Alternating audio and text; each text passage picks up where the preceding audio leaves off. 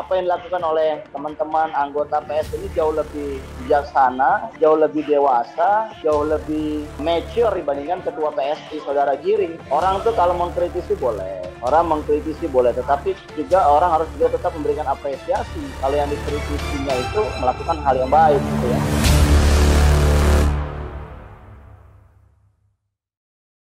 Ini sesuatu hal yang menggembirakan ya, bahwa istilahnya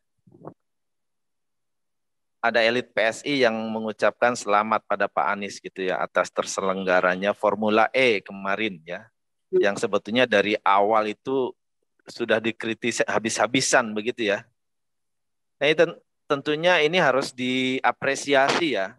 Apresiasi berarti masih ada objektivitas nih. Masih ada secercah harapan gitu ya, bahwa bangsa ini bisa bersatu gitu ya.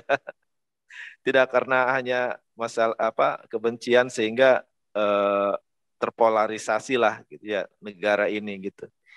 Jadi ya harus begini bernegara tuh. Nah, oke. Jadi saya kira harus dicontoh nih elit PSI yang ini ya, yang mengucapkan selamat kepada Pak Anies, ini bisa dilihat di gelora.co ya, yang mengucapkan selamat atas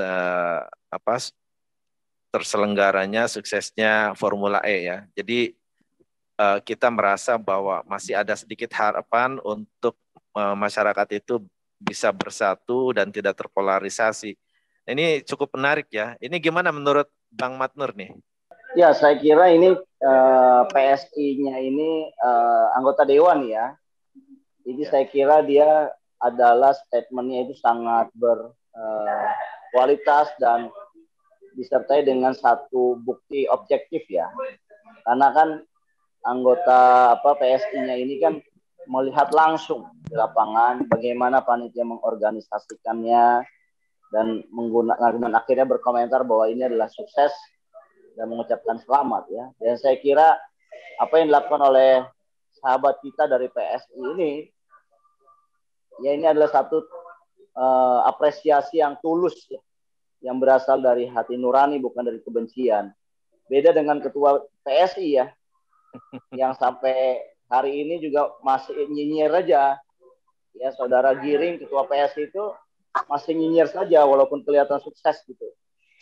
Beda dengan para pendukungnya atau anggotanya yang melihat langsung di lapangan, yang melihat langsung secara objektif menyaksikan. Giring ini kan hanya menginspeksi saat pembangunan ya, tapi kemudian begitu pas pelaksananya dia tidak datang, dan meskipun pelaksanaannya sukses, tapi dari Giring, dari ketua PSI pun tidak ada terlontar satu kalimat ucapan selamat ya. Saya kira apa yang dilakukan oleh teman-teman anggota PS ini jauh lebih bijaksana, jauh lebih dewasa, jauh lebih mature dibandingkan ketua PSI Saudara Giring ya.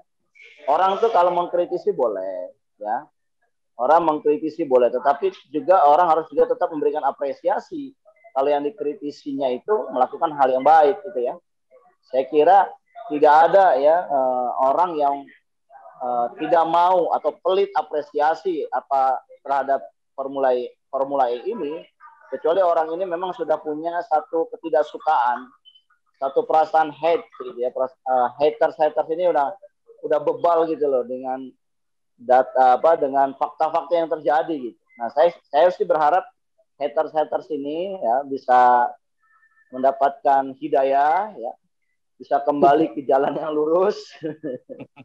Ya, mengkritik tetapi tetap objektif, bukan mengkritik karena benci. Saya kira itu yang kita bisa ambil dari pernyataan anggota PSI ini, bahwa mereka mengkritik dan juga mereka ternyata secara objektif melakukan apresiasi terhadap kesuksesan penyelenggaraan Formula E. Begitu, Bro. Ya memang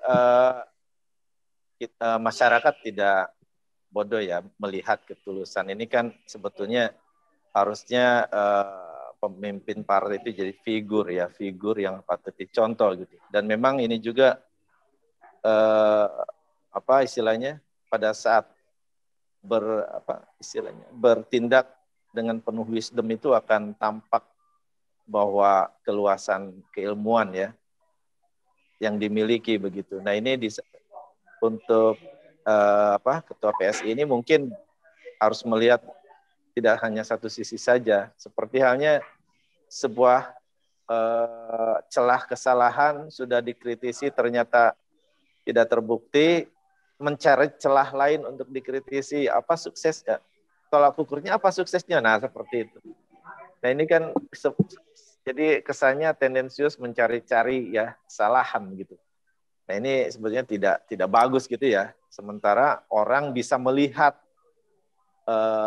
dengan jernih bagaimana dampak atau multiplier effect yang diharapkan gitu ya.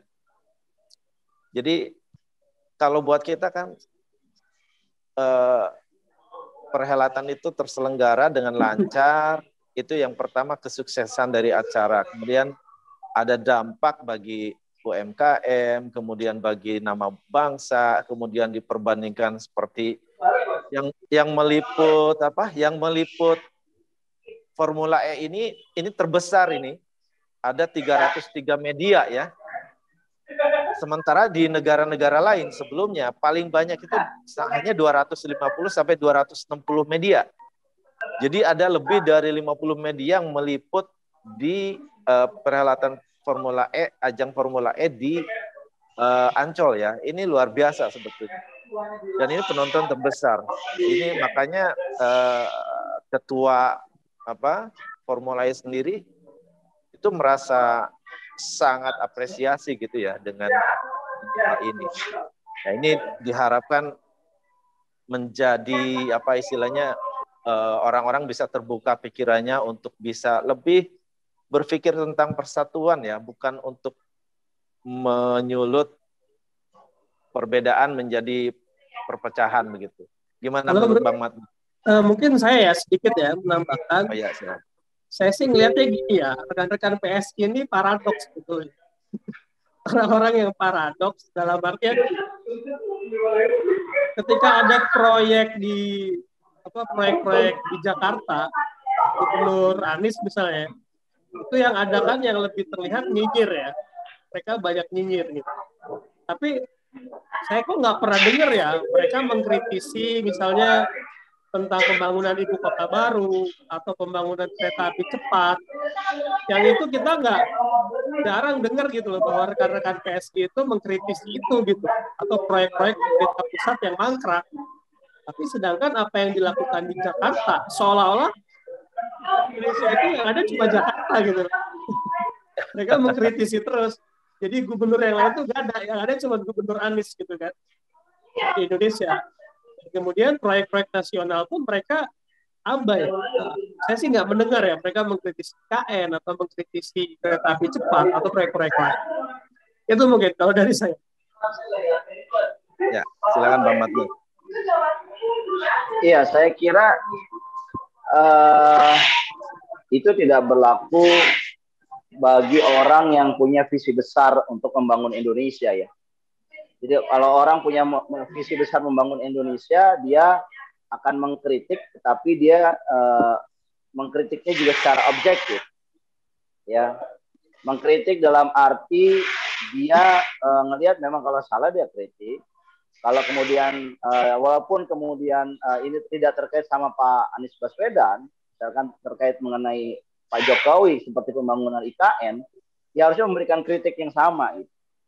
Tapi ini saya kira banyak orang yang mengkritik, tetapi bukan melihat dalam kacamata objektif, tapi dalam kacamata kebencian. Pokoknya saya benci sama lu. Apa yang lu jalanin, apa yang dibencinya itu jalanin, pokoknya ya dia nyinyirin terus. Meskipun sebetulnya yang dijalanin itu adalah satu hal yang baik ya. Nah saya kira kita ini tidak membutuhkan seperti itu ya, terutama para buzzer-buzzer bayaran ini. Kita membutuhkan nih orang-orang yang menginginkan bangsa ini besar, dan bangsa ini besar ini perlu dikritik memang cara membangunnya, tetapi mengkritik dengan cara yang objektif. Saya kira teman-teman di JSI ini ya, jangan salah arah ini, kita memberikan satu kritik yang jauh objektif dan kita apresiasi ya. Kita juga mengkritik Pak Anies Baswedan, kita juga mengkritik Pak Jokowi. Tapi kalau Pak Anies Baswedan, Pak Jokowi melakukan hal yang positif, ya kita puji, kita apresiasi. Nah, saya kira itulah niat kita ingin membangun bangsa itu dengan cara seperti itu. Dan bukankah demokrasi itu kan mengarahkan kepada kebaikan? Karena outcome ini akan baik karena ada orang yang diberikan kebebasan untuk berkritik dan dia juga memberikan kebebasan untuk menilai secara objektif, bukan ditutup-tutupi. Nah, kadangkala di dalam iklim yang pura-pura demokrasi atau pseudo demokrasi, ya itu kinerja itu atau keberhasilan itu bisa dipoles sedemikian rupa, kemudian ditambah orang yang banyak muji-muji, seolah dia telah melakukan hal yang terbaik. Nah, itu yang disebut dengan istilahnya totalitarian gitu. Jadi dia mengemas, mempacking pekerjaan penguasa itu dengan cara yang baik, tapi sebenarnya secara objektif dia buruk. Tetapi banyak orang yang takut untuk mengatakan itu buruk, pada akhirnya dia memuji-muji dan akhirnya yang rugi adalah bukan si penguasa yang totalitarian itu. Yang rugi adalah seluruh masyarakat itu karena penguasa itu tidak bekerja on behalf dari masyarakat. Dia bekerja untuk kepentingan pribadinya saja atau yang kelompoknya saja, untuk memperkaya dirinya saja.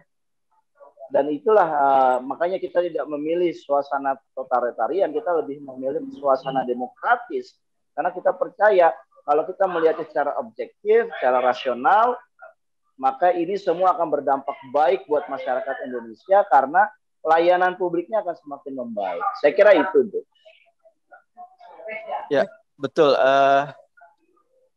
Memang kadang yang istilahnya PSI ini melakukan peran yang kurang melebar ya, dengan kapasitasnya ya seperti pepatah yang dibilang sering Mandu bilang, langitnya tinggi tapi memutuskan untuk terbang rendah begitu ya. Padahal dengan lembaga seperti PSI ini harusnya bisa lebih mengakomodir semua isu yang terkait bangsa ya. Nah, dan tidak hanya melulu tentang DKI. Nah, itu yang saya kira. Dan ada alasan dari salah satu ini saya lihat di sebuah wawancara pada saat ditanya kenapa gitu hanya Jakarta aja gitu ya. Makanya ada yang yang secara sarkastik menyampaikan bahwa PSI ini partai DKI gitu ya. Nah, ini karena memang tendensinya hanya DKI saja, sementara di daerah lain yang lebih parah kurang ada perhatian begitu ya untuk bisa memberikan kritik yang membangun begitu. Nah, jadi dan alasannya itu karena memang Jakarta ini ibu kota negara, jadi harus dikawal begitu ya. Nah, cuma dengan kapasitas PSI yang orang di dalamnya hebat-hebat, harusnya bisa lebih menghebatkan negeri ini ya, secara bisa secara menyeluruh begitu ya. Kalau memberikan kritik yang membangun ya semuanya kebagian gitu. Itu kan akan bagus ya. Sehingga secara kepartaian pun akan lebih, kelembagaan pun akan lebih mendewasakan ya. Nah, tentunya partai tidak lepas juga dari kebijakan publik kan Bang. Ya, artinya itu akan sangat memperkaya gitu ya. Kalau misalkan ada buah pikiran yang banyak ya mengenai isu-isu nasional yang lebih menyeluruh, lebih luas. Gimana menurut Bang Manur? Iya, saya kira PSI ini sebagai partai politik kan dia bukan partai lokal ya.